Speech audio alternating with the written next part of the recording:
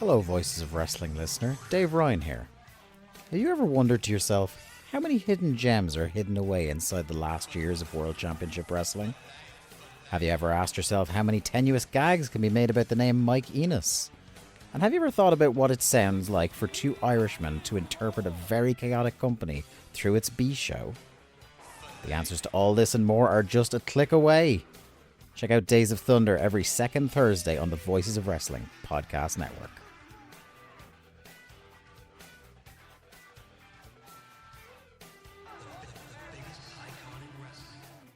This podcast is a member of the Voices of Wrestling podcasting network. Visit voicesofwrestling.com to hear the rest of our great podcasts, as well as show reviews, columns, opinions, and updates across the world of wrestling.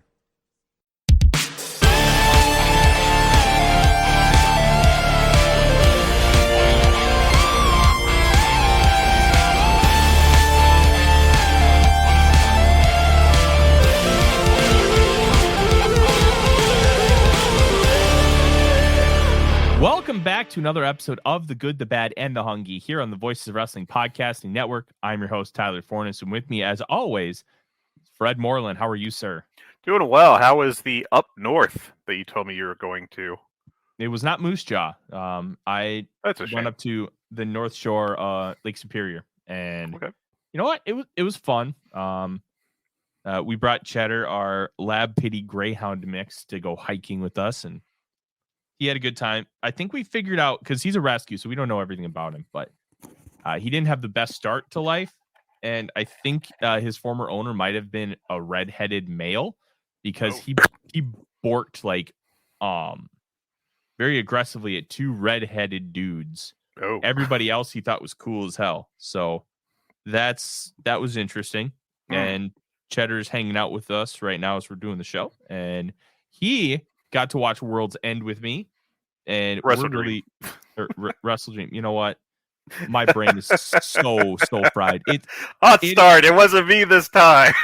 It's the only thing I care about. It's the middle of football season. One of the reasons why I have not been able to be on every show lately, and it takes a toll on you. Yeah. But Fred, we are here to talk about WrestleDream.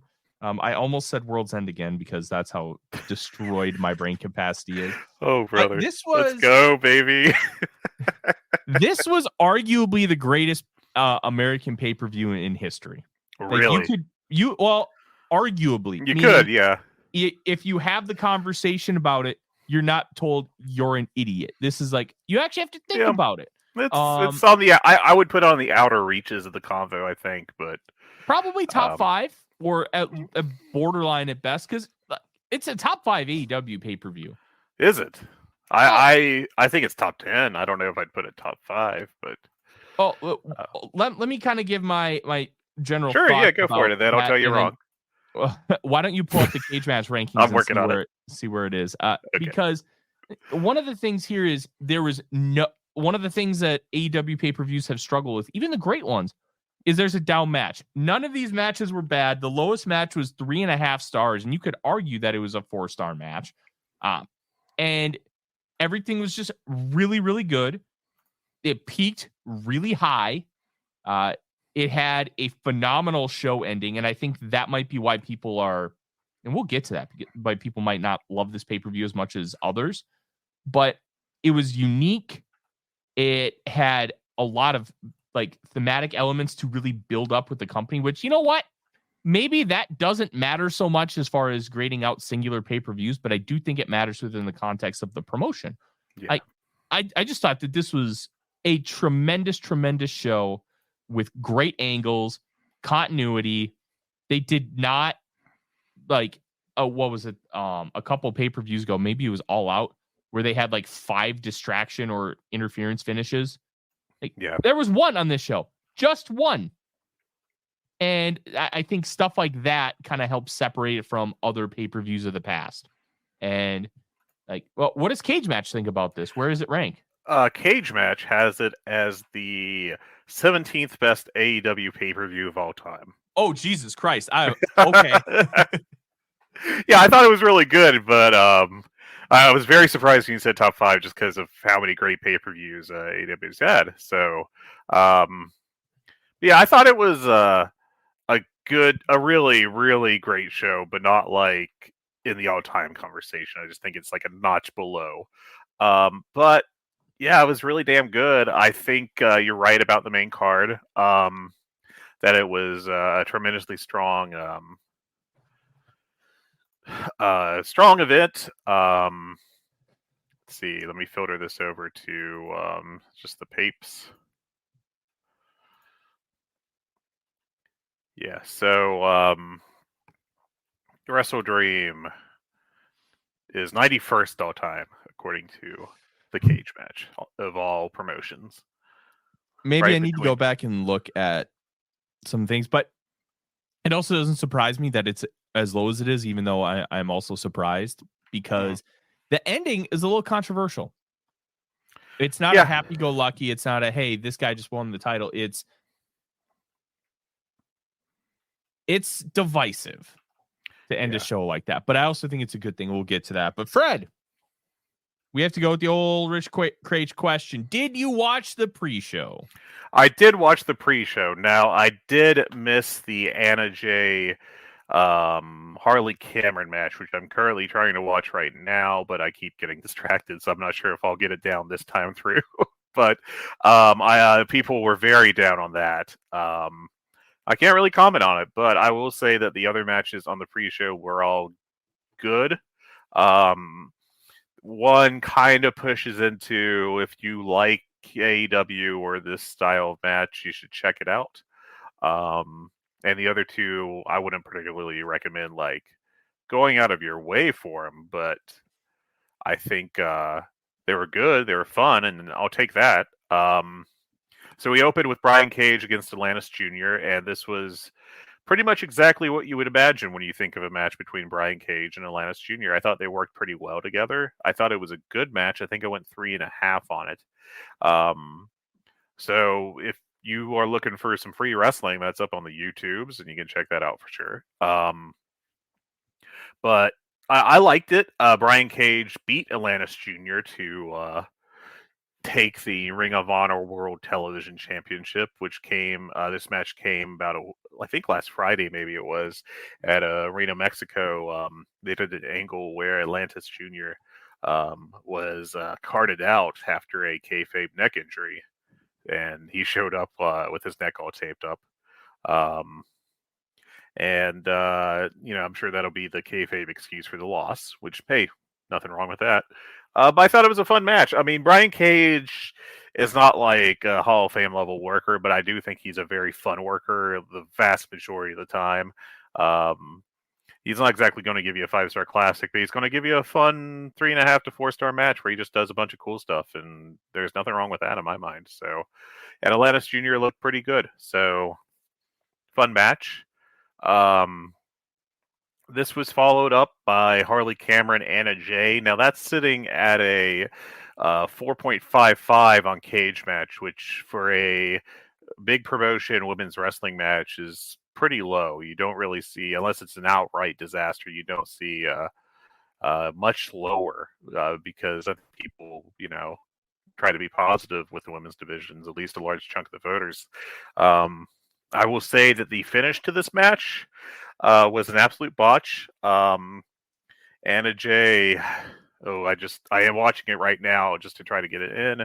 And Harley Cameron did a soul food without really getting her foot on Anna Jay's chin. So, not great. And then the finish was Anna Jay. I think she hit her move. I believe it was not a roll up, but she did her move, got the pin. But Cameron's shoulder was not down, and like time froze, and the ref was like, "I can't count this," and it's directly towards the camera. And so he told them. In fact, he may have. I haven't got to rewatch it yet, but he may have actually pushed on Harley's shoulder. Oh, here it is. I'm actually at the end of this. Yep, he pushed Harley Cameron's shoulder down before counting the pinfall. So that stuff wasn't great. Yeah, this was probably below average. But I think Anna looked pretty decent. I think most of the issues were maybe on the Harley end. And I think Harley is very entertaining, but she's hit and miss in the ring, and this was kind of a miss. So probably go 1.5 for it or something. And then let's see, we had the Acclaimed, who will never take a day off, against MXM Collection, and they did a fun gimmick where they promised MXM Collection would show up with someone from the past of Billy Gunn, and who did they get, Tyler, but Rico? God, that rules. Rico looked great, man, and he's in his 60s. Dude rules. I loved Rico because when I first really got into wrestling, it was like 03, 04, and pretty much all I watched was WWE. I did watch a lot of TNA, but like the access I had to stuff like Ring of Honor was incredibly minimal. They never came to Minnesota, and we didn't have high-speed internet until like 2010. So streaming things was just not in the cards for me. So like I remember watching Rico, I'm like, this dude rocks. Why isn't he getting more of a push? Well, it's because Vince being Vince. That was the biggest problem. And I thought it was really cool that they brought Rico back because it made continuity sense. You had the history with Billy Gunn, and he fits really well with the MXM Collection. Like Rico being with Mason and Mansoor, it works. It fits like a glove. It's not being forced. It's not like daddy ass with the Acclaimed. Like that feels a little okay. It didn't feel like supernatural, but Rico with MXM Collection, seamless. Yeah, it was nice. That's a little thing. Rico did his spots well, and this was a good match. I wouldn't really like go out of your way for it, but it was a nice 3-star match. I thought, which is for me like 2 is average, so this was a good bit above average. I thought it was fun. Hardly a Mac classic, but enjoyable. And I mean, considering where I've been with the Acclaim for a lot of this year, I'll take that. So. And it was a lot better than the Hans angle that MXM did on Collision a couple weeks ago, which was kind of a disaster. But yeah, this was good. I enjoyed it. Yeah. You know what would have been even better if you had a surprise appearance by Jackie Gata and she just slapped the living hell out of Billy Gunn. I wonder what Jackie Gata's up to these days. I don't know, but that would have been a nice little extra touch. Yeah. Have her show up in a cop uniform just because that's what Rico used to do in Vegas before getting into pro wrestling. Yeah. No, I did watch this part back because look, stuff like this rules for a pre-show. It gets you excited. It brings back some nostalgia, and it doesn't mar the top of the card. I love that AEW can do this, and it's like, yeah, and they interweave it into today's canon, and I think they do a relatively good job of it. Like, this was great. Yeah, so that was a fun match. The Acclaimed went over, I do believe. And they're going to keep floating around the tag title scene. And then we had 8-man tag before the end of the pre-show, which was the Premier Athletes and the Dark Order against the Conglomeration and the Outrunners. And this was just very fun. Again, another match that is not going to go down as a classic or anything. Nothing that I'd really recommend going out of your way for. But it was fun. The Outrunners are a blast. Just a very, very fun match. And it was enjoyable. Everyone did their work well. And this was about exactly what you would expect it would be, but I liked it. It was fun. Yeah. All right, Fred, let's get to this. Let's get to this main show. Kicking off, AEW's card structure sometimes fascinates me. And they started off with an interesting match. Hangman Page versus Switchblade Jay White. I thought this was great. A very interesting match to kind of open the show. And AEW has shown in the past that they are not afraid to start with a match that's not going to be like super fast paced, high flyers. Like one of the things like you've seen in the past is you get like, just get guys in to do some cool shit and get the crowd like hyped up. AEW is not afraid to just put a match out there. And I don't think anybody expected Hangman Page and Switchblade Jay White to have some kind of high spot fest or like some match of the year level classic with the time allotment they were given. But I thought they did a phenomenal job. I actually gave this 4 3/4. I thought this was great. The story being built around Hangman's knee and having to second guess if it was worth the pain to deliver the buckshot, I thought was awesome. And Switchblade being a babyface, it's an interesting time for them to do it, but I'm all for it, especially with what we have on the heel side right now. Mm-hmm. Like, I don't know if they could have executed this much better. Yeah, I thought this was about as great of, as perfect of a match as you can get without being like a true 5-star classic. I thought it was. I also went 4 3/4 on it. It just lacked that little extra oomph, kind of putting it into the 5-star spot. But I thought it was a lot of fun. I thought it was really good. And these two worked really well together, and I think they are teasing them being involved again in the future. And not a problem for me. So let's go.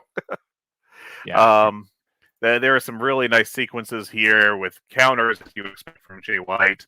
I don't know. I think maybe we need an extended period of babyface Jay White just to kind of get away from the kind of tired, ooh, I'm evil kind of thing that he's been doing for ever since he came in, more or less, outside of a brief false face turn with the Acclaimed.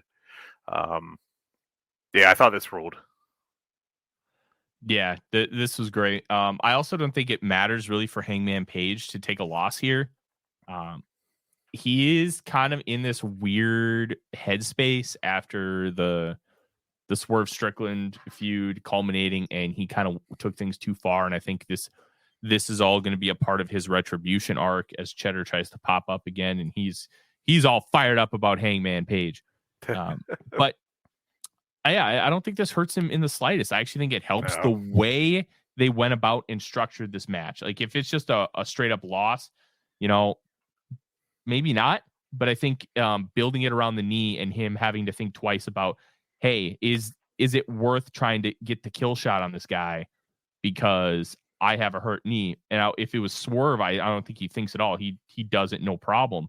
But I think it can be argued it's a continuing part of his story to kind of retcon what his behavior has been lately and how to kind of handle some situations outside of that extremely violent side that he showed with Swerve, which, let's be real, he believes it was warranted. And that's kind of the whole epitome of what the story is. Yeah. But I thought that little touch, and maybe I'm overthinking things just a little bit, but the little touch of him having to think about it, I think is really good character building stuff. And maybe that's like too much lore base, but I loved it. I thought it was great. Yeah, I thought it was great. I really liked the finish, which was Hangman going for the buckshot into getting countered by a Switchblade and Blade Runner, I should say, yes. And I liked it a lot. So good for them. Great outing, and I do hope they get together again for another match because this was a highlight. Yeah, this was awesome. Next match, I thought very interesting placement on the card because especially with how AEW has built their pay-per-views, this is usually like the tag team title match, or this is usually a high-profile match. This was not as high of a profile of a match as I thought they might do, and it was the AEW Women's World Championship match. Mariah May defeats Willow Nightingale. This was the best Mariah May has looked outside of the turn in All Elite Wrestling. Definitely. I don't know how much of that to credit Willow, because Willow might be like a top 5 star in this promotion. I think we've said that before. She's incredible, but this wasn't her story. Her story is beating Mercedes Moné, and she's taken a few losses. She lost the CMLL women's title to Vita Van down in Mexico, and she lost the feud to Chris Statlander, who is now a babyface inexplicably, which we can talk about that another time. But I thought Willow came out looking like a monster in a good way. like she's still a babyface, but she's got that mean streak to her. Yeah. And Mariah May matched her move for move, did not look out of place. It was, I think I need to be honest here, even though I think we can credit Willow with a lot of this. This was not a carry job. Mariah May held her own and looked great in doing so. But I'm curious, as we look forward to the rest of Mariah May's title run, how much are we going to credit Willow for how great this match was versus how good Mariah May was here? And I think that's going to be really interesting because even though it wasn't a carry job, some wrestlers, like we've talked about with Ruby Soho, you put her against a great worker, she's going to be great. You put her against somebody who's subpar, she can't carry. And is it Mariah May rising to the occasion against a great worker? Or is it Mariah May has turned a corner and has started to really figure things out? I genuinely don't know, but it's going to be a storyline worth monitoring over the course of however long her title reign is and her stint in AEW. Yeah, I thought this was a great match, and I going into it, I thought it was a big, opportunity or really a necessity for May to kind of prove it, And I think she did. I think she did successfully. She had a great match with Willow. Willow, I think, is fairly easily the best in-ring woman wrestler in North America. And is probably I would be shocked if she didn't end up in my FSM 50 by the end of the year. But yeah, I thought this ruled. And May stepped up, so credit to her. She, this was an all-action match, no bullshit, and it went really well. And this was exactly what I wanted to see from Mariah May, so kudos to her for stepping up and having a great outing. Willow naturally was awesome in the ring, and these two had a great match. I went 4.5 on it. Strong recommendation on that if you haven't seen it. Might be the best women's match in AEW this year. Great match. Yeah, I want to see more Mariah May. I want to see more Willow. I think this might be the biggest pro Willow Nightingale podcast in the history of podcasts. As we should be. Everyone should be as positive about Willow as we are. Hey, we are extremely pro Willow and extremely pro Swerve Strickland, and we were on those trains way before everybody else. And Big Bill. Oh, I want to talk about this because it was announced on Dynamite. I am very sad we don't get a Big Bill Brian Cage tag team, but we get a Brian Cage Lance Archer tag team, and that might be better. I don't know about better because, frankly, we do love the Big Bill, but Lance Archer is also awesome, so that should be a lot of fun. Dude, I am a very large human. I am 6'6", 340 pounds. I am huge. I felt small standing next to Lance Archer and talking to him. And it takes a lot for that to happen to me. Yeah, he's a biggin, I do believe, technically speaking. But I'm glad he's still a fantastic worker. And I really hope they do give him something to do because I feel like he's been woefully underutilized in AEW the past few years, and he's still got it. So hopefully we see more of him in an active role. But yeah, off the segue, our next match was Katsuyori Shibata challenging Jack Perry unsuccessfully for the TNT Championship. Perry got the win with a real chicken shit kind of pinfall victory that I think it worked as a heel finish, but also took a little wind out of the sails on the match. But I'll tell you what didn't take the wind out of the sails of the match was Katsuyori Shibata. This was about the closest I've seen Shibata have to a classic New Japan peak run performance in AEW. He just beat the hell out of Jack Perry. Kicks and chops and everything, and just killed him. And it was awesome. I thought this was very good. It was not a super high level match. It was I liked it a lot. I think I gave it 4 stars flat. Only air quotes there. Yeah, I did give it 4. But Shibata had a fantastic outing. On the other hand, I don't know about Jack Perry. This was, I thought, his best match since he's returned as far as single stuff. And I think he's just, I don't know. I've been a little let down by him. I talked about that last week, and I thought that there was a clear disparity here with Shibata just being a much better in-ring worker. I want to fight you a little bit. I didn't think the finish was chicken shit at all. I thought it was just smart. Like it's one thing for a heel to get a roll up and pull the tights. That to me, that's chicken shit. But you get caught in a chokehold from Shibata, you know you're probably fucked.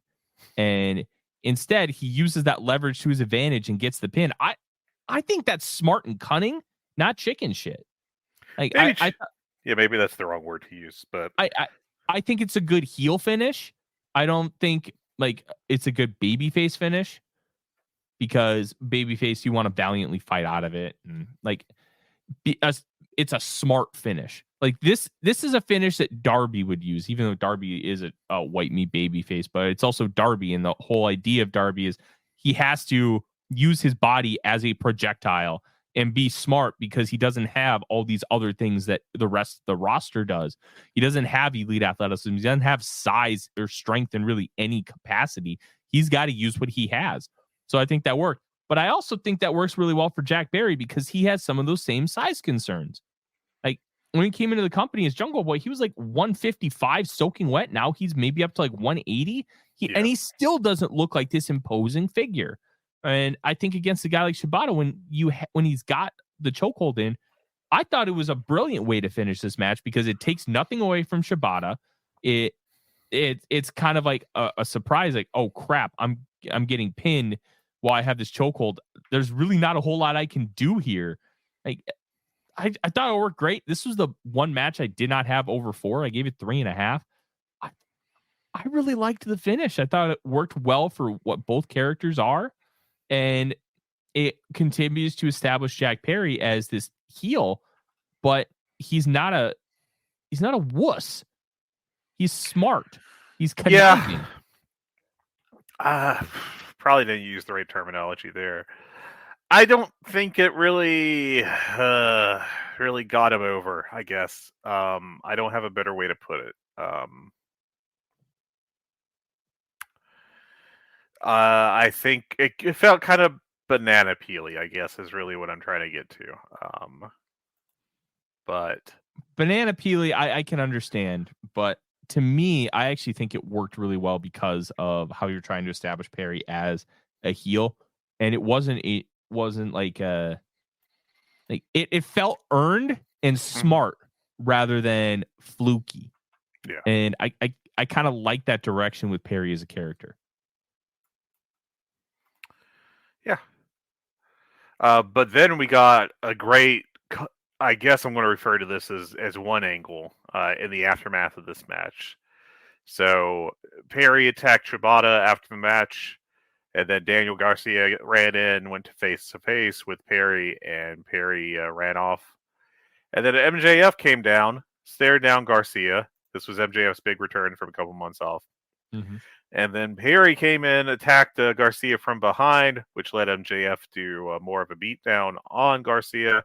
Cut a promo over him, obviously a heel promo. Said that Daniel Garcia's bidding war was just about as real as the Seattle Supersonics are. And then Adam Cole returned. Which MJF felt big, so they're going to continue that storyline as we saw on Dynamite. And MJF ran off. Cole did his big Adam Cole Bebe thing in the ring. He helped up Garcia. They did a fist bump, and that was the angle. And I thought it was really smoothly done. They tied everyone together really well, and I like this. I thought this was great, and I kind of like that Adam Cole is a babyface now. I don't necessarily think it's this big, huge, dramatic thing where, hey, Cole screwed over MJF and was this heel kingpin. Well, he got hurt, and then MJF came back and is now this douchebag heel again. Somebody's got to be a babyface, and nobody's going to give a shit if this is heel versus heel. And I think what you can do with Cole as a babyface, I think the promo kind of helped stir that pot a little bit, is he was a justified heel, where he was justified in being mad about the manipulation of MJF, and he was mad about the Brochacho stuff, and now he wants to get his revenge and beat his ass for kind of setting all of this in motion. I think you can make some logic out of that. Now, will there maybe be like gaps like, oh, come on, maybe you're stretching this a little too far, but I thought this was good. People want to like Adam Cole. Heel Adam Cole kind of blows. Like, I don't know. I didn't have as much of a problem with this as I think some other people did.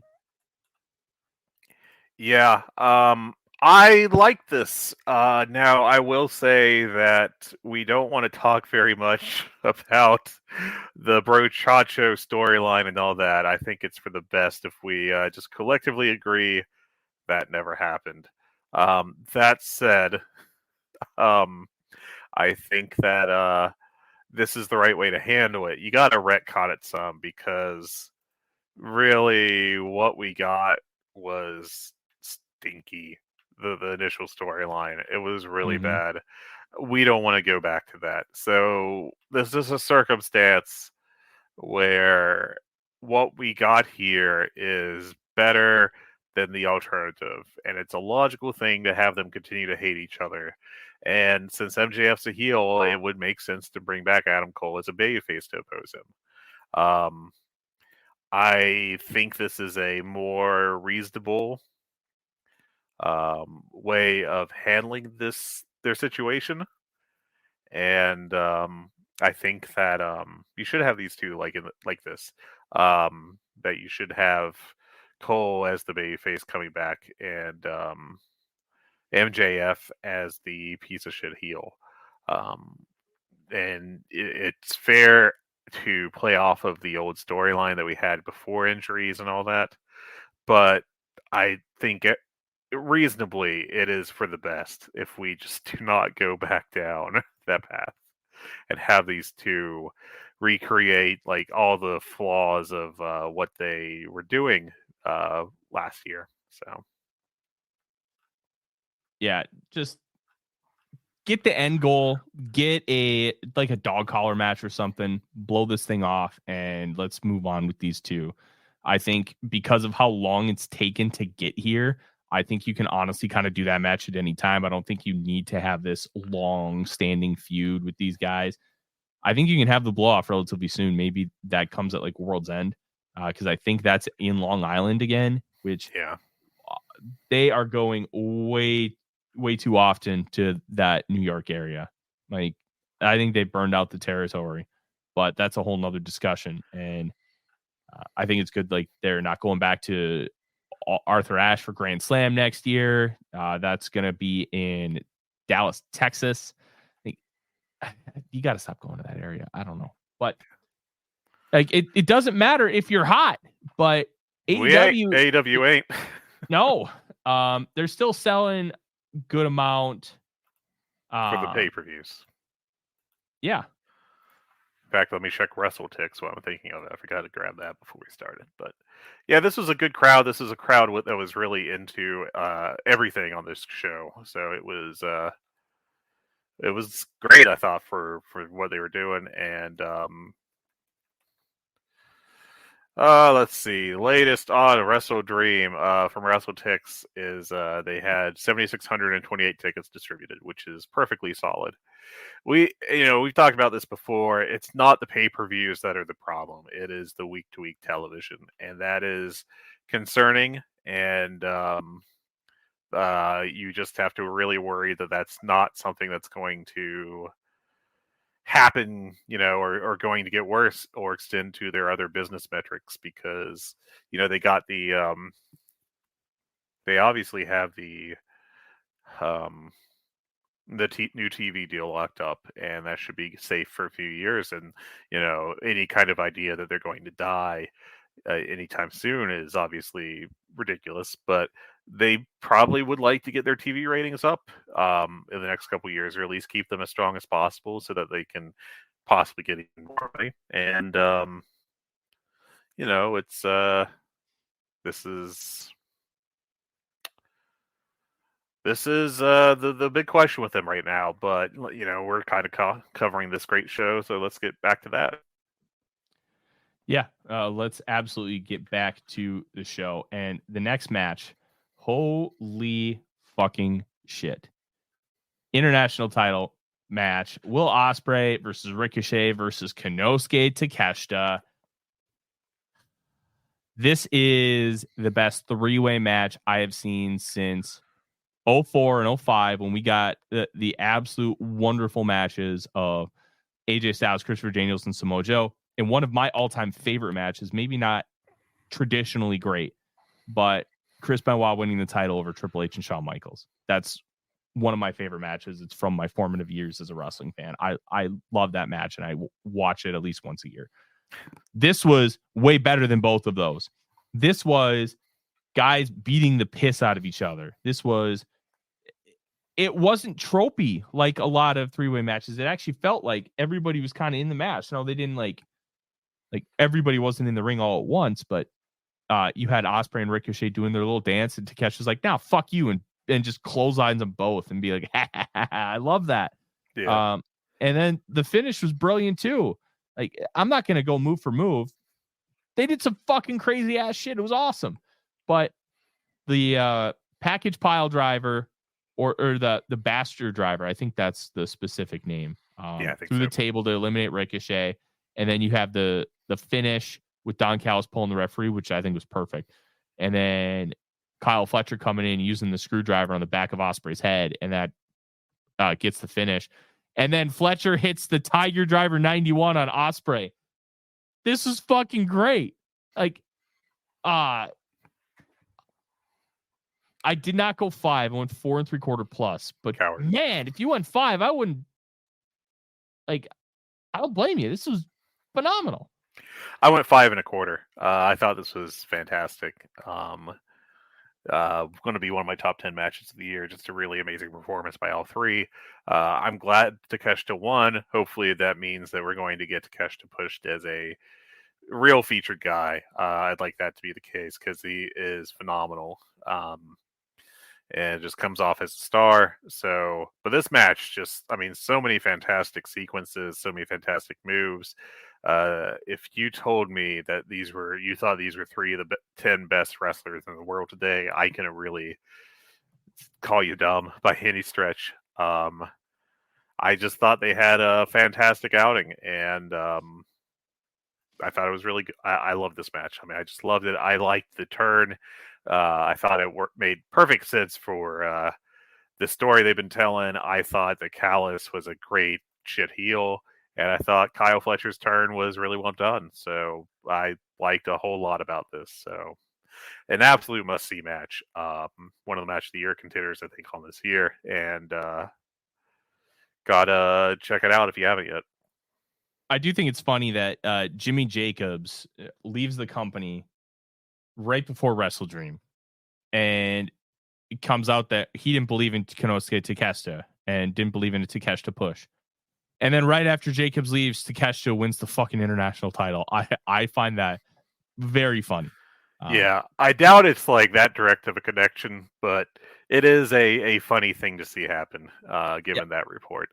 Oh, I agree that it's not a 1-to-1. It's more like a Washington apple to a Granny Smith apple. There's some continuity there, but it's not completely. I thought this was awesome. Very, very cool. I hope AEW does more matches like this. Like when they do those all-star 6, 8, or 10-man tags, like those fucking rule. Yeah. Maybe they can just like put 3 guys in there and just maybe make 3-way matches a rule. Like their thing. Yeah. Like, make it the thing that they want us to think the women's 4-way match is a thing. I forgot about that for a second. Just be like, hey, 3 dudes who kick ass. Be like, hey, just go do some crazy shit. Like hologram Dante Martin and like get Gringo Loco in there to just change it up a bit. Like, how fun would that be? Yeah.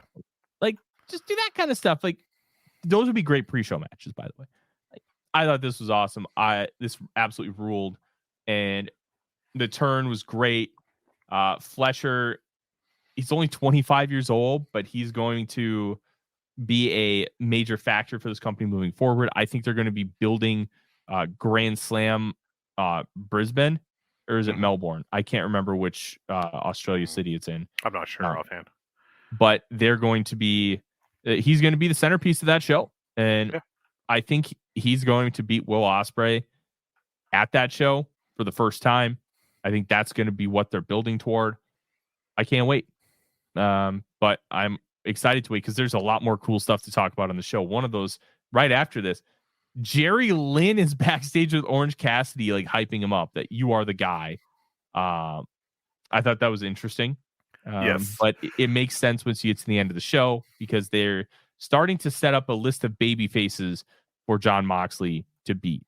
And maybe not just beat, but could potentially lose to. They're giving him challengers. One of the things when you have a title change, you got to have something ready to go for them once they win the title. And that's how some like long-term, like, hey, this guy busted his ass to get to the top and he had this great chase. Like Cody in WWE wins the title, faced AJ Styles, really cool first defense, but then they did it again. And then they just had nothing for him. He's just a side character in the Bloodline stuff. Like that's how you ruin a title win. And if AEW is getting things ready for Jon Moxley to have a really good title run, I think this is part of it. I agree. Perfect. Yeah.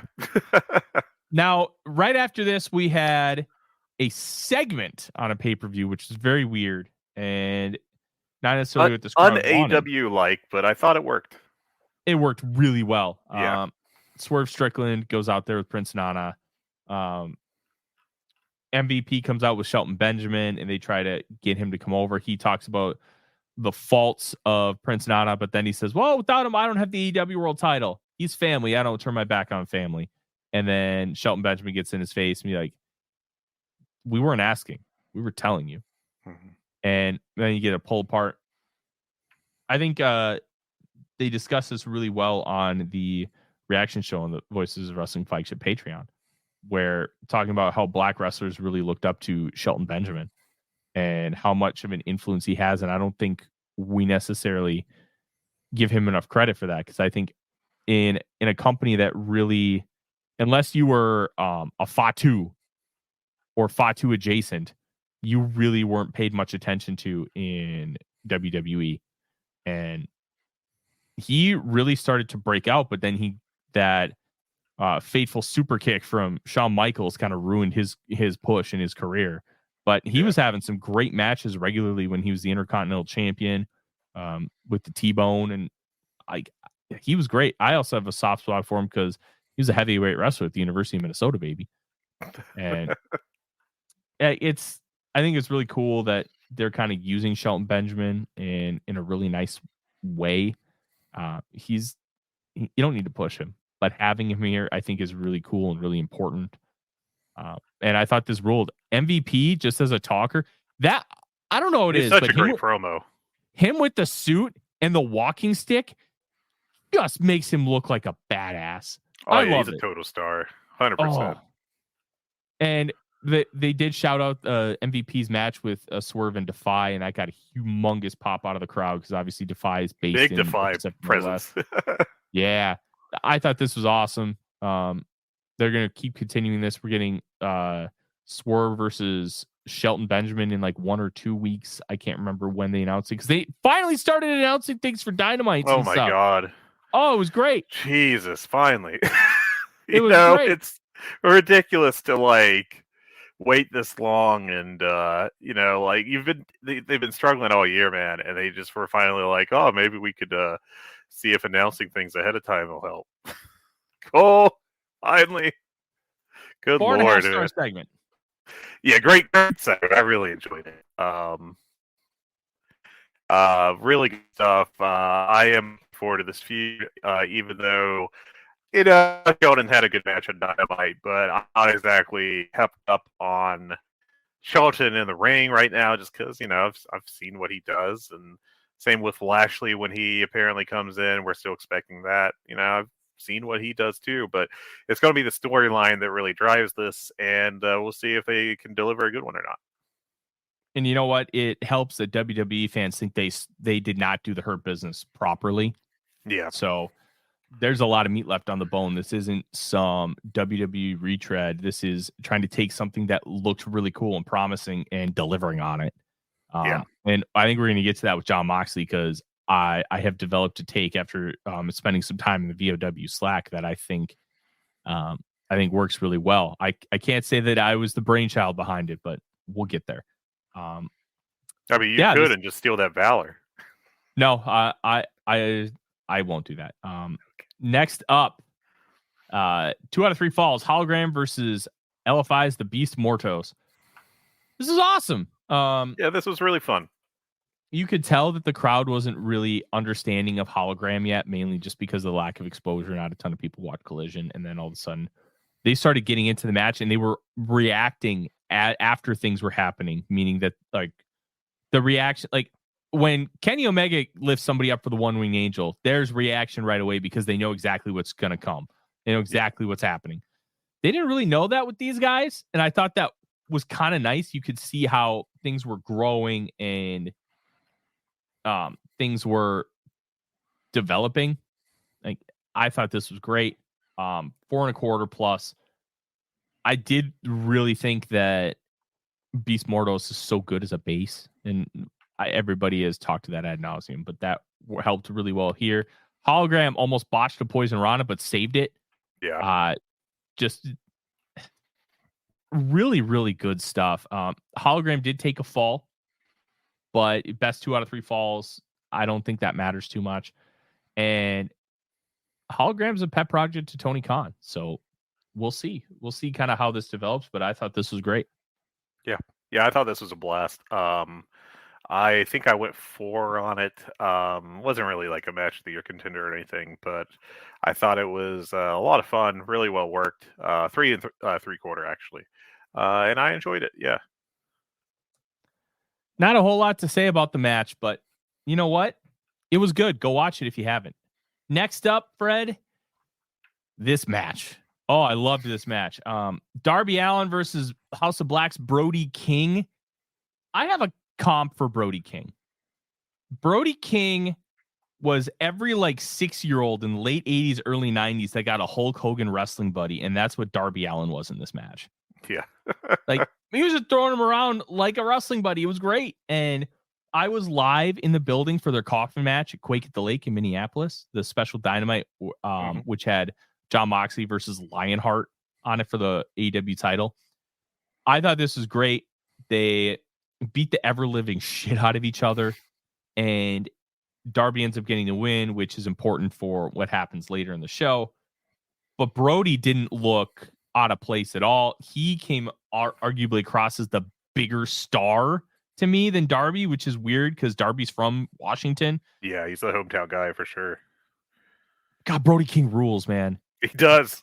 Oh, he rocks so much, and I've wanted to see him get a bigger push.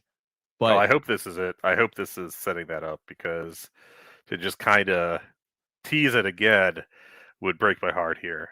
He is so good, and kind of cutting in a little bit of news here. There's a debate in the Slack about should AEW bring in Kevin Owens, because his name came up as a potential free agent. And I think that, it's been reported, I do believe that Owens has re-signed with WWE. But I was in favor of bringing him in because I thought he could spice things up with his career. He could, I think he's still a good worker. He's a good brawler in particular, that age as well, compared to other styles. And I would have liked to have seen him in, but I also don't think it was like, if you don't bring him in, your company's hurt significantly. Yeah, I thought it was a moderate upside, low ceiling, or low floor, medium ceiling kind of move.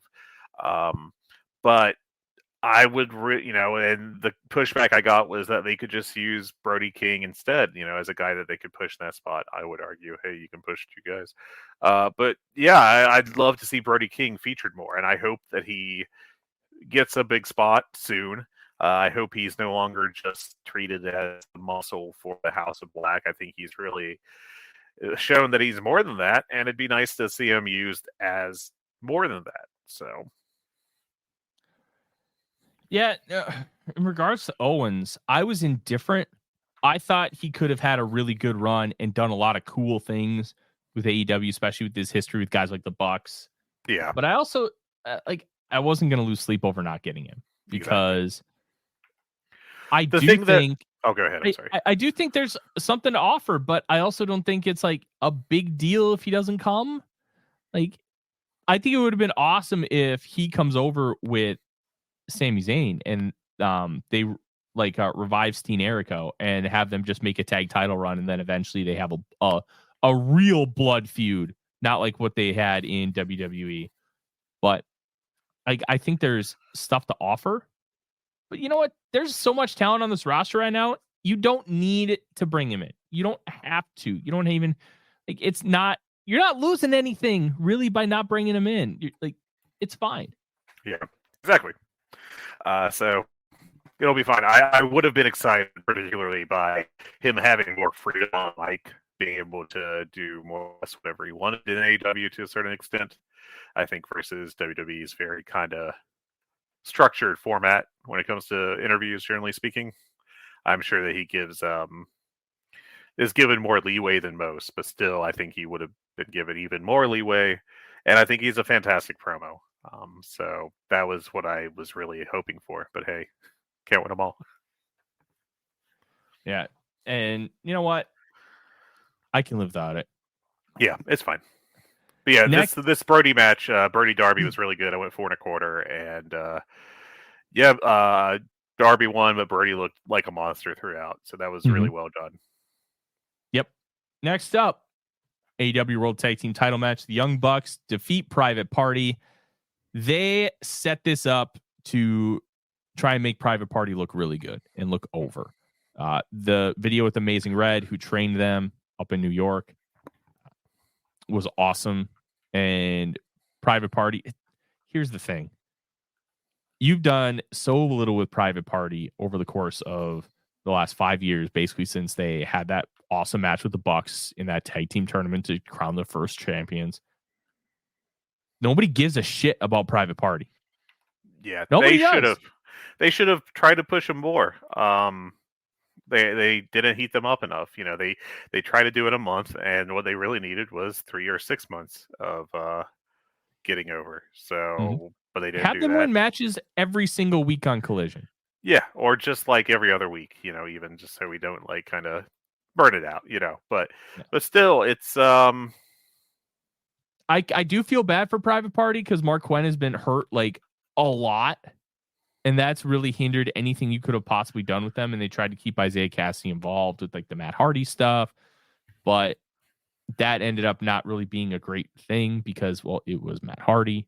And thank goodness he's not with the company anymore. No offense. But there were so many things that they could have done to make this match feel more important towards the fans. And they didn't.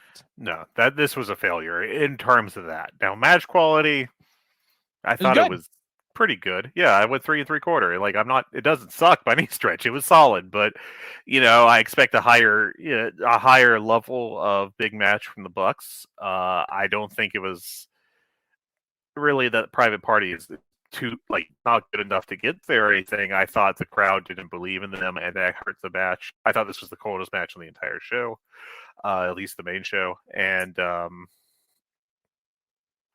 I thought that really did drag the match down some, but it was still good, and I enjoyed it. It was a good outing. I would not be opposed to more Private Party in a featured spot, but God, they need to be built up before they get right back in the tag picture, or title picture. But I don't think we're getting that. I think they're just going to go right back into it for a rematch.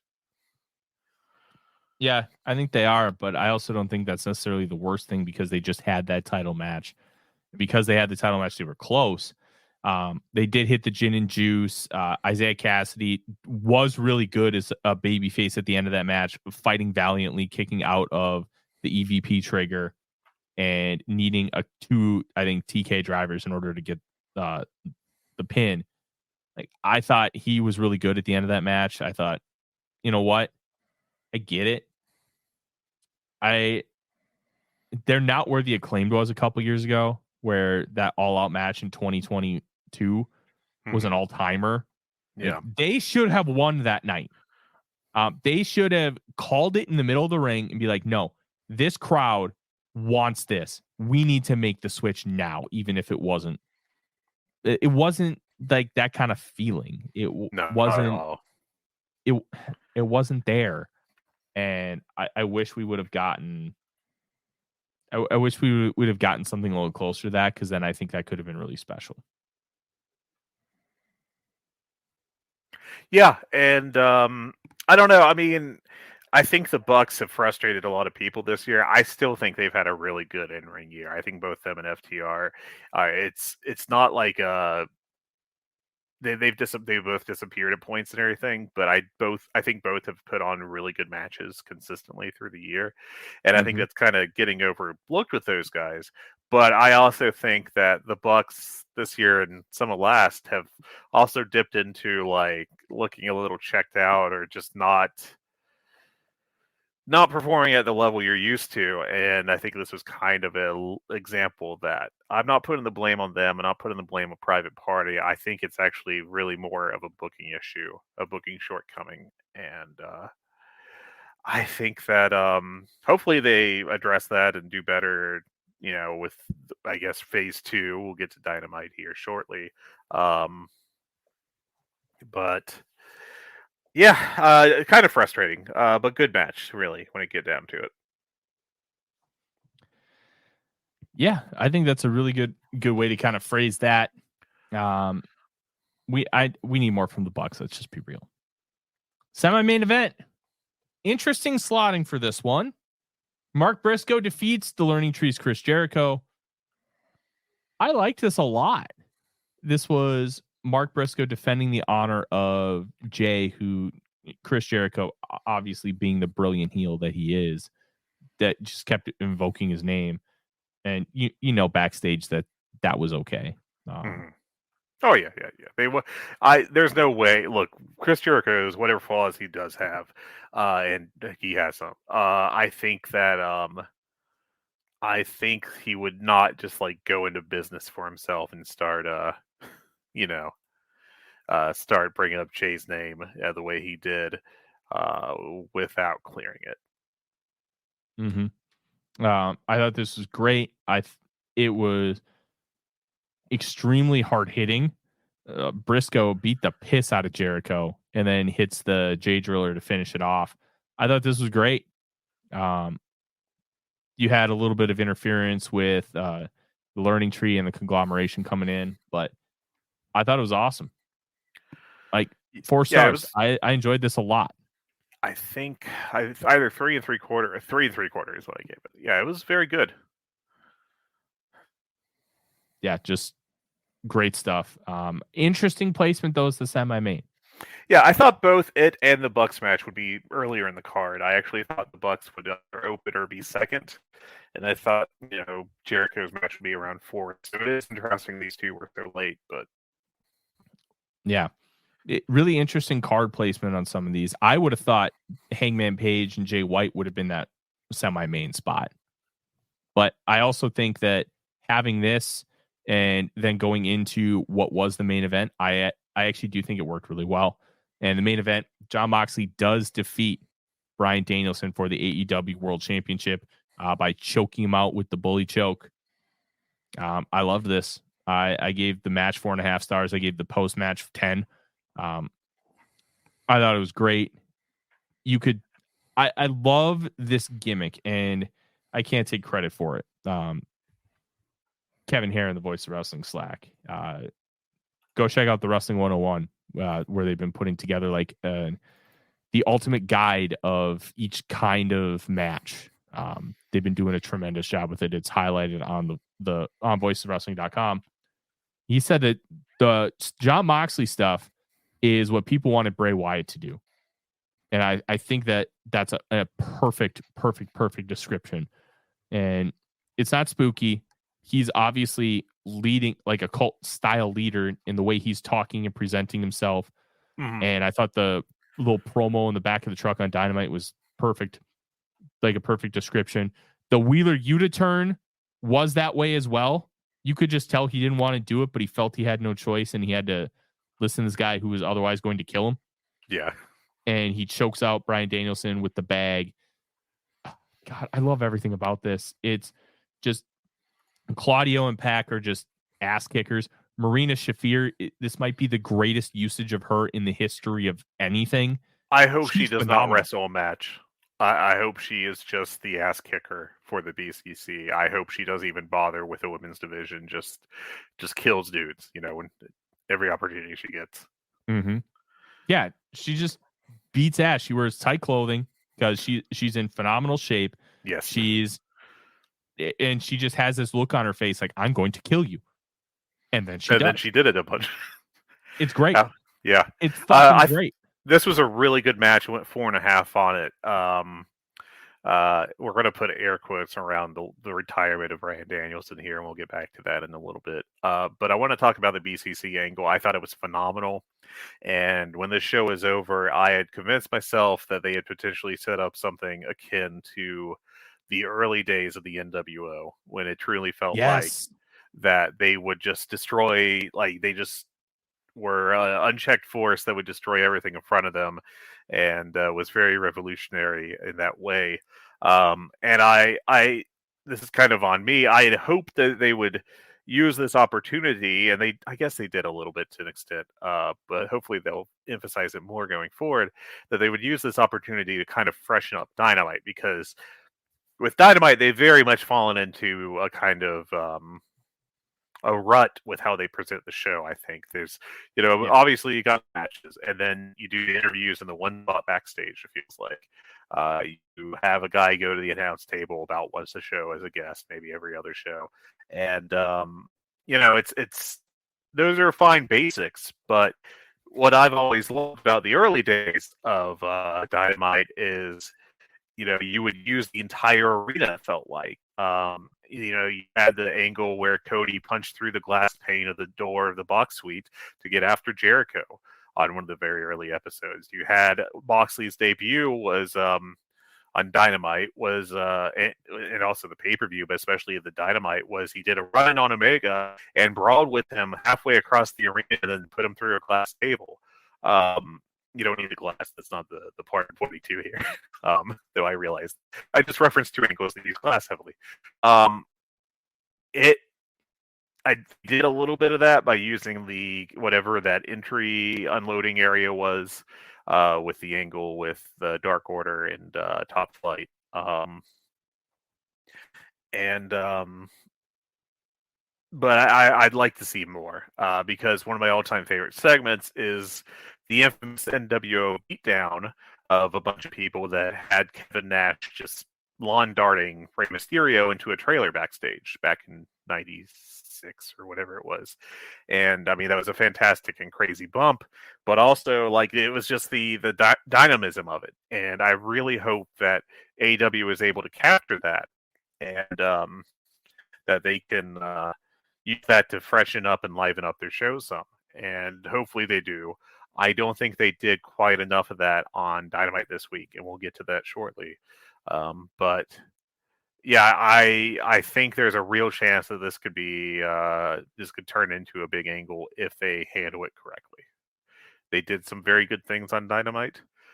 I don't think everything was perfect, but at some point it's a difference between headcanon, what you hope for, and what you get. So, oh man, I love this so much. Yeah, this is a great act. This is a really great act. It's one of the best acts they've had in a long time, I think, because it feels very, very lively, very real. It doesn't have a level of artifice to it. It feels like that Mox and Claudio and Pac, who only ever wears his trunks, and Yuta and Shafir would just want to kill dudes.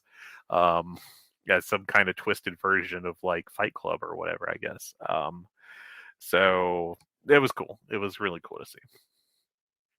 Yeah, it was really cool. And I loved the post-match angle, where you get all the baby faces come out. That felt very NWO. The fighting in the back segment where they were just throwing people around, that felt very early NWO, as you said. It reminded me of when they were at the Disney Universal Studios for that short time. And the shot forever of Kevin Nash lawn darting Rey Mysterio into the production truck. like they gave me those kind of vibes. And then the opening montage of Dynamite where Moxley is talking about how AEW's lost its way and it's all about celebrating and like dances and The truck promo. Yeah, that ruled. Was so good because you can feel the realism in there. You can feel like this is what Mox believes. You can buy that he's not filling you with a bunch of bullshit. It just feels legit. It feels like he truly believes everything he's saying. There is a seed of truth there for sure. Oh, 100%. And wrestling's always a little better when you get that involved. Mm-hmm. And then you have Wheeler Yuta, who's sitting next to him with a very uncomfortable face. And Marina Shafir is just smirking the whole time like, fuck yeah, this is great. Like, just loves killing people. Like, I think this has been so incredibly well done. And I want to see them continue with this. This feels like what Tony Khan really wants to do with wrestling. This feels what John Moxley really wants to do with wrestling. And I think that's why AEW had so much success early on, because they were in lockstep. And man, imagine being CM Punk realized, man, I gave this up. Holy shit. Like, this is phenomenal. I just want more. Yeah. I want more. Now, let me pick my nits here. And this, this could just entirely be something I think, and I could just be on an island here. I really like that truck promo. It was a fantastic promo. It felt very real. I would not have opened the show with that. I would have saved that back sometime in the show. And my biggest pet peeve about this Dynamite, it wasn't a real problem, I guess, but it was a shortcoming, is that they have this massive angle where Bryan Danielson, again, we're air quoting here, retired. Moxley killed him, and Danielson was stabbed in the back by Yuta and everything. I think that they had to open up Dynamite basically with them running wild. Now, I think they had to attack and kill someone, basically. Maybe have a match start and then 5 minutes in, kind of like they did with the Conglomeration Elite match. I just want to start the show with that, because I think that the way they did it for 45 minutes is that they did not emphasize the big angle. And that was a real flaw, I thought. I thought that it would have been much better for them to have, coming out of the pay-per-view, the big thing is BCC. And what they did to Danielson and what they're doing to the AEW. They should have had them come out and continue that immediately. Instead, we kind of forgot about them for an hour. Now, that set up the drama of the invasion, the run-in they did. I get that. I think that would have worked better in week 2 or 3. You can't open every week with them doing a run-in and killing people. Why not? Because if it'll work for a little bit, but if we're both older, you remember the NWO angles. They got very repetitive after a while. So you can't literally do it every week. Okay. I want to present a counter, because I do think that they should do it every week, and here's why. One of the key selling points of that angle was the Elite was out front. Cheddar, you need to go, buddy. You're trying to sit on Dad's lap, and you are not a lap dog. You are a long boy. That is a very large dog. Yeah. Well, he's only 45 pounds, but he's just very tall and long. So he looks really big. But one of the big selling points about this angle, Fred, was the fact that the Elite was on the apron and could have done something about it and didn't. They didn't. They made a big deal out of that. I like that. I did like that a lot. They made a huge deal about it, and especially because it's going on in their company. And then Daniel Garcia called out the Bucks. This is going on in your company. What are you going to do about it? Why are you back here? Why didn't you do something? I think the end goal here is going to be the Elite take a stand, tell these guys to fuck off, and they have a massive feud. And that ends up being like blood and guts next year, something like that. But I do think by having these kind of things happen week in and week out, and the Elite not doing anything about it, eventually radicalizes them to do something. And then you get like a babyface turn of the Elite. Maybe that's too early because we are at about to get the impending return of Kenny Omega because he's announced for Wrestle Dynasty, him and Tanahashi versus the Bucks. But it feels like that is going to be something that we're going to continue to see because of the reasons I just stated. Like, they could have done something, they should have done something because they are like EVPs in the fucking company, and they didn't.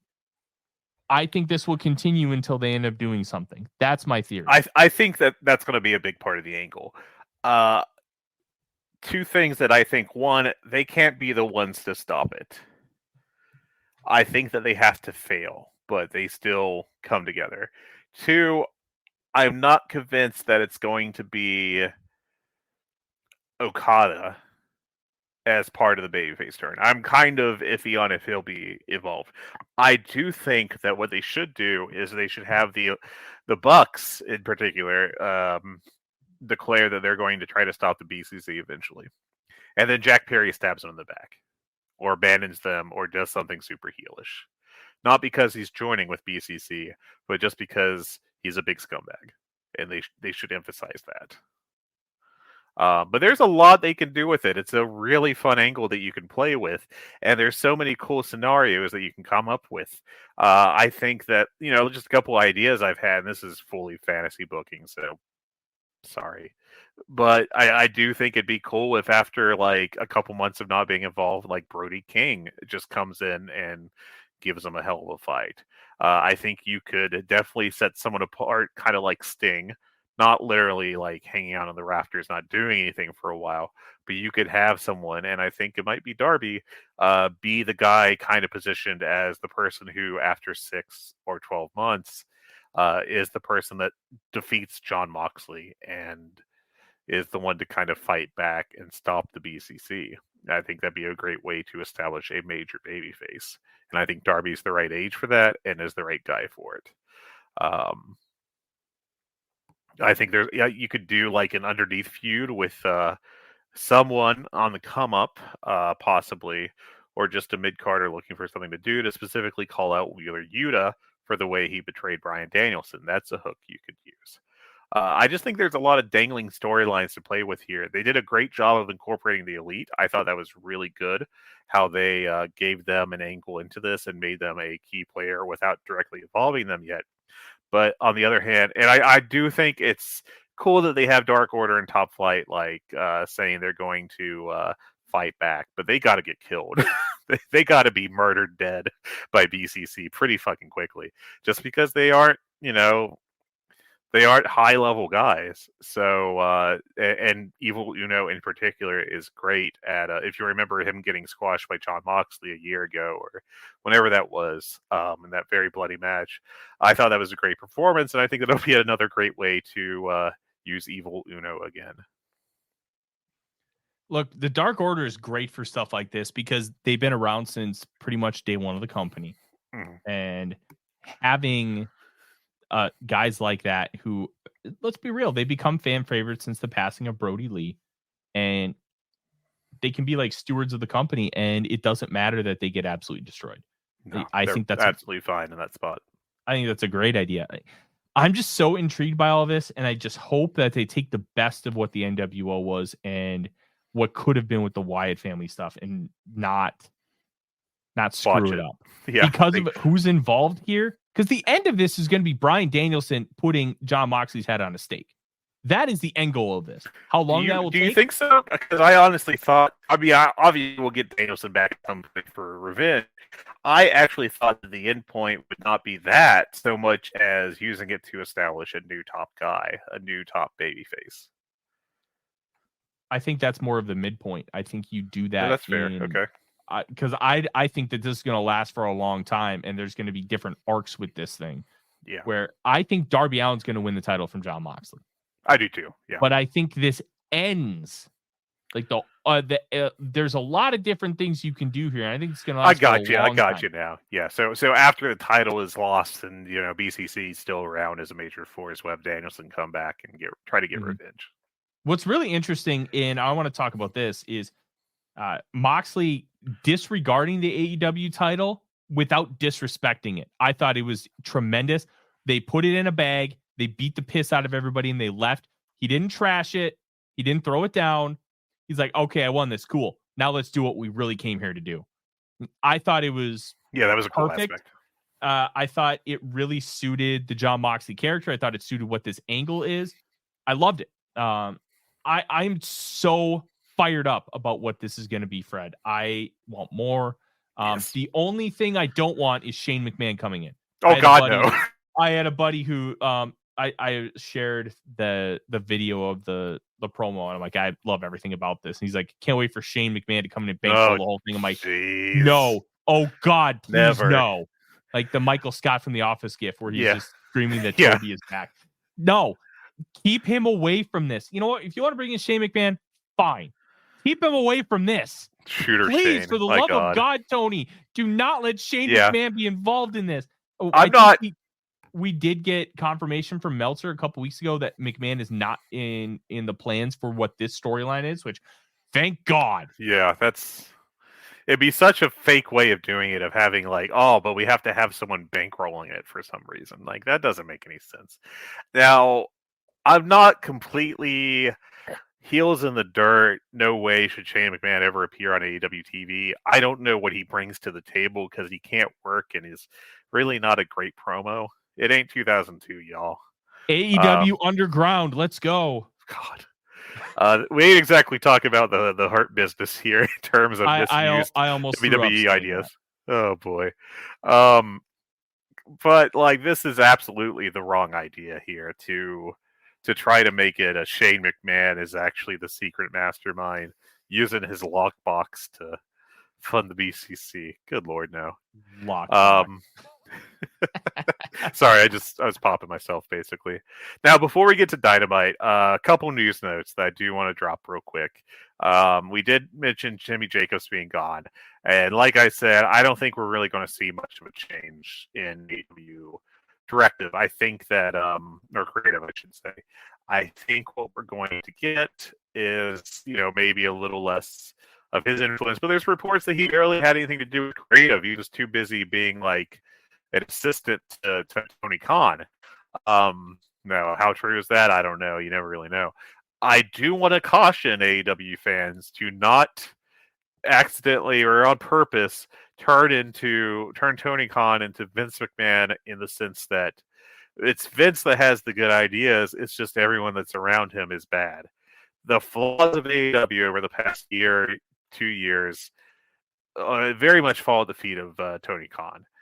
He is the head of the company. He is head of creative. It is up to him to keep that stuff on the straight and narrow. He's certainly able to collaborate with whoever he wants. I think he's probably arguably collaborating with too many people. I think it's just, there's reports that he's like talking with 25 people, literally. There's some question about how literal that number is. Anyways, I think that, you need a tighter ship, a smaller circle is better, personally. But yeah, I just want to like pump the brakes on the whole, like, this is going to be a panacea to the creative of AEW. I think Jimmy Jacobs' ideas didn't really always fit AEW from the little reports we did hear, but I don't think it's going to be a cure-all by any stretch. 2 injury notes, and then we'll get a Dynamite. Powerhouse Hobbs is about ready to return soon. He had surgery on his patella tendon. He had a fantastic first 3 or 4 months of the year, so I'm happy to hear the news that he's coming back. It'll be interesting to see where he ties into things, if he'll be part of the Callis family again. I'm inclined to think maybe not, given that they just added apparently Lance Archer and Brian Cage. But I guess they could keep him in there. It just seems like that group is pretty much at max size, I think, for people to be featured. I guess they could add Hobbs and make it a trios chase. I don't know. And the other injury news is that Dalton Castle is done for the year. Back in July, if you remember, his last time he wrestled, he was knocked out during a match with Roderick Strong. But then it came out that he has a torn biceps. So he's going to have surgery. That was his real reason he's been out. And he's Castle said that he's thinking that January he'll be back, so we'll see how that goes. One interesting note is that he talked about that match with Roderick Strong in an interview on the podcast Allison Rosen is Your New Best Friend. And this is a quote from Dalton Castle via F4W Online. It was the last match I had. Just a little freak accident happened, and then it hurt. I was freaking out. The guy I was wrestling with took a cheap shot at me or just took advantage of the situation. I don't know. It sucks. It sucked because I was supposed to go hiking the next day in Calgary. I lost the match. Then I lost my hiking trip. And now I spend every day in physical therapy. And then on the weekends, I go antiquing. So that's where I find my happy place, buying old mugs. And then he later clarified that the injury was not Strong's fault, but commented that he didn't back down after. I don't know how much of that is kayfabe, because I could read that as kind of kayfabe leaning, but just a little, wrestling fans do love their drama, right? So just something to take note of. And then we get to Dynamite. Hey, I want to share this. I'm really sad that Dalton didn't blame the boys. They should have. That would have been tremendous, but maybe he couldn't because of the lawsuit that. That might be. That's probably a good point. I do hope that Dalton recovers soon. I always enjoy him as on-screen guy. And now we're on to Dynamite. So I thought this was an okay episode. I think it was like a 5, maybe a 6 out of 10. Not what you want coming out of that kind of pay-per-view. No. And I think that's a big part of why I wanted the big angle from BCC at the start of the show, to at least keep the through line going, to keep the energy up. I felt like that they kind of did too much of a business as usual show after that big angle, and I thought that just it kind of missed the tone, if you will, of the show. That said, I thought, every match on the show was good. I think I gave just about every match either 3 or 3.25 stars. Like the FTR match was fun, but it didn't get to a really good point. I thought Queen Aminata had a nice showing against Mercedes Moné. It was starting to get to a real highlight level match, and then it ended. Another one that I just thought was a little too short. I'm just going to knock out all the matches now. We already talked a little bit about the conglomeration against the Elite, where the conglomeration won by DQ because the BCC ran in and beat them up, and the Elite did not help. I thought it was a really cool way they had Wheeler Yuta be the guy to run in and hit the Busaiku knee on Orange Cassidy, and they shot that really well, I thought. But that was a really nice touch. It was a nice touch. I thought that it was kind of underwhelming match, but maybe they, given 10 more minutes, they would have been really good. Sheldon Benjamin, Leo Rush was very solid. I'm glad Leo Rush is around, and I hope he does stick around. There's a report that he signed, but Leo Rush does have a history of walking away from the business or just taking extended periods off. So I really like Leo Rush. I don't think he gets enough credit. I think he gets too much shit to take that time off. I think he's a fantastic worker, a great talent, so I'd love to see him around more. And main event was Christian Cage against Jay White. This was solid. Did I give this? I'm trying to remember if I did actually give this. I didn't rate that. I forgot to put down a rating. Oh no. Update spreadsheet. Oh no. Paddock. I think that was like a 3.25 match is what I ended up with. So nothing that I'd really put over big, but nothing bad by any stretch. Just kind of just a little flat, frankly. It definitely could have been better, but it wasn't. Now I'm going to mention this about the main event, is that we had a very funny thing happen where Kip Sabian did a distraction on Christian Cage because they're doing this storyline where he either wants to join Christian Cage's group, but Christian doesn't like him, or something. I don't know. It's weird, and I don't think it's really working particularly well. God bless Kip Sabian. But the idea was that after the distraction, Page was going to take out Jay White. So basically, they have Kip do the distraction, and then Hangman pops out from underneath the ring and looks up and then does not get in the ring. So he goes back down. The announcers are confused. Uh, Cage and Jay White just go into like a really nice finishing sequence. Maybe this was 3.5. I don't know. It's one or the other. It doesn't really matter. And then they get the Kip distraction again, and then Hangman does take out Jay White so that Christian gets the win. Twice we got these very funny shots of Adam Page laying on the ground next to the ring, trying to hide, but like he's like super on the ground and very close to the ring, but he's not under it.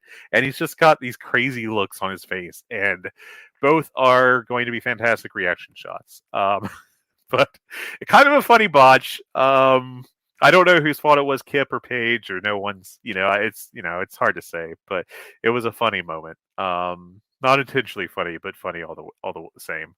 But yeah, the angles on this show I think were the real highlights. And I thought that some of them were good and some of them under-delivered. I think we talked about the BCC enough, so I'm going to focus on the other angles. I thought that there was a Don Callis promo with Kyle Fletcher, which was supposed to kind of be like the big, like, Kyle Fletcher's evil now thing, right? But it just was really, there's nothing to it. And you also had it wasn't really a big distraction, but there was a little bit of distraction just that Brian Cage came out with him, which he had not been with Callis before. That was kind of unaddressed, or at least underaddressed. And, he mentioned that they wanted the tag titles, but it still felt kind of like overlooked. And then the Kyle Fletcher thing was just like, you guys, he did the you people promo, which is not what he needed to do because the motivation for Kyle Fletcher was pretty clear. He wanted to stab, for whatever reason, he wanted to stab his friend in the back. And instead he was just like, oh, you fans don't deserve to know why I did this. And I'm like, brother, can we just not repeat WWE stuff here? That was kind of crappy. But we had I did enjoy the tease of Kenny Omega possibly coming in. You had the Outrunners run in to celebrate with the FTR after their match. It was fun. Just such a fun group they are. And Chris Jericho set up Ladder War next week with Mark Briscoe. That will probably be good because the smoke and mirrors will help Jericho with his age and his declining in-ring stuff. But the other really big angle was that we opened with Adam Cole cutting a promo on MJF. Now, without going back to they should not have opened the show with this, they should have focused on BCC thing. I thought this was okay, but not a strong promo from Adam Cole. I thought it was kind of meandering and not particularly focused. It didn't feel strong.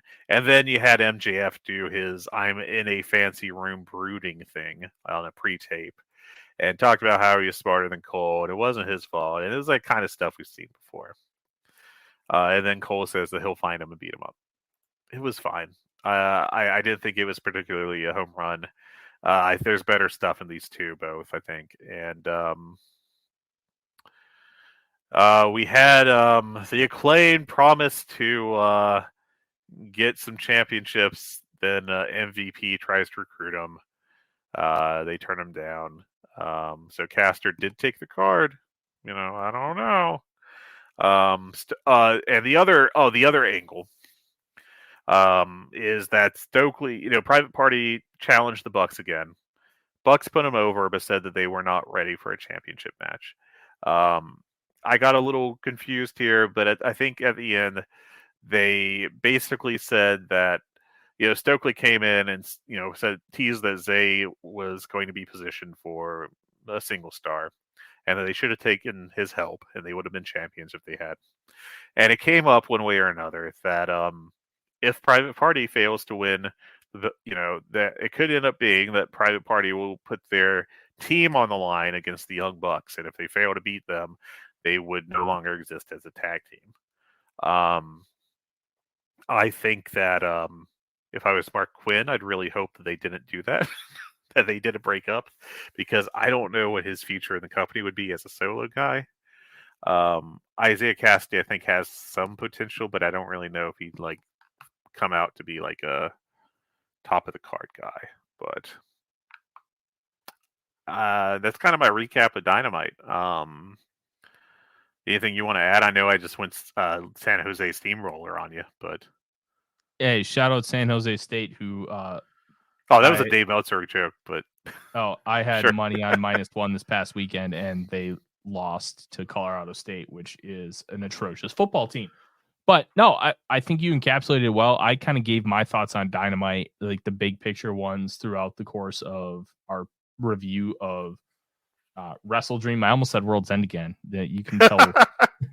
Well, fortunately, I have never said the wrong name for anything ever, like our email address or the website where you can give us money or anything. Speaking of, check the show notes, redcircle.com. Oh, yeah. Search this and you can give us money. You can also directly Venmo me, and I might give Fred some of it. We'll determine that at a later date.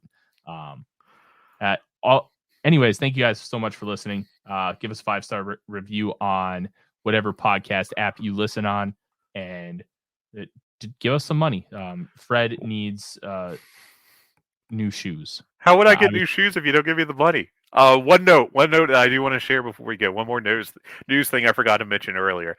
Very funny thing happened where someone posted a fake match preview image of Konosuke Takeshita and Mascara, I think it was. And everyone went wild over it. And then AEW had to say, no, this isn't real. We're not doing it right now. Like, that had to come out. But then Meltzer reported that he talked with someone at AEW, was like, oh, we probably should do that match. So I think a strategy we're going to have to undertake, Tyler, is just to make match graphics for cool stuff we want to see and then post them on social media and hope that they take off. I like that. I like that a lot.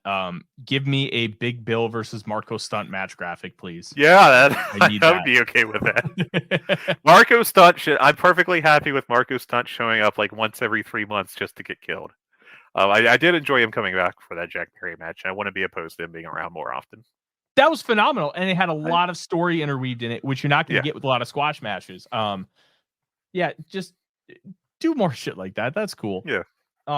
In the meantime, make some more cool match graphics. I'm Tyler. He's Fred. Thank you so much for listening.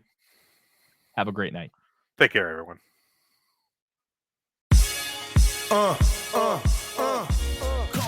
Hey now, it's Mike Gilbert, host of the Mike and JD Show, right here on the Voices of Wrestling Podcasting Network.